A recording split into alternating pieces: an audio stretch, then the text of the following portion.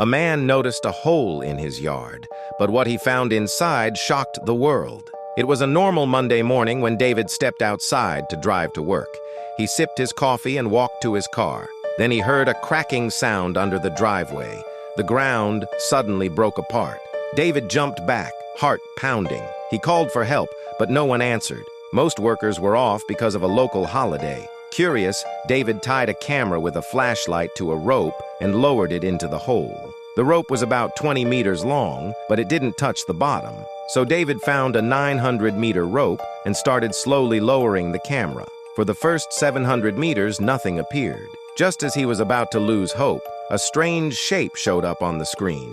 What it actually was left him speechless. David stared at the screen, unsure what he was seeing.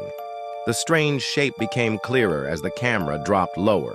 It looked like a wall, flat, wide, and made of stone. There were lines and patterns carved into it. Some of them were glowing faintly, like they were lit from behind. David's hands shook as he held the rope. He quickly called Leo, his neighbor, who used to work as a geologist. Leo came over, looked at the footage, and said, "That's not natural. Someone built that." Now even more curious, David called Amy, who lived down the street.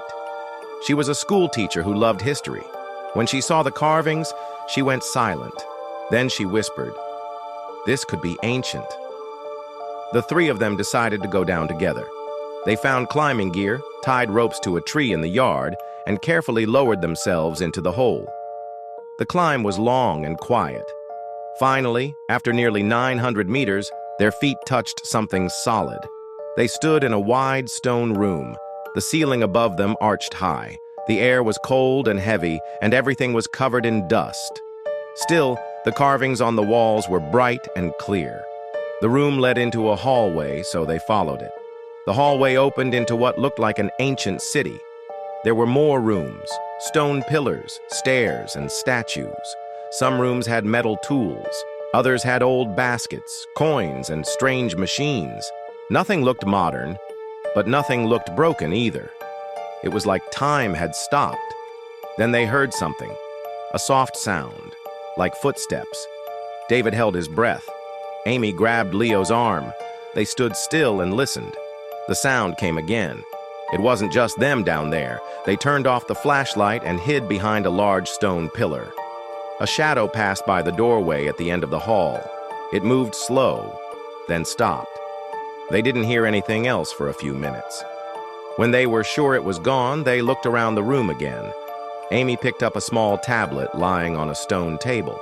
It had more carvings on it, but in the center, there was one word they could all read: warning. David looked at Leo. "I think we just found something we were never meant to see." Leo nodded slowly. "And someone, or something, knows we're here."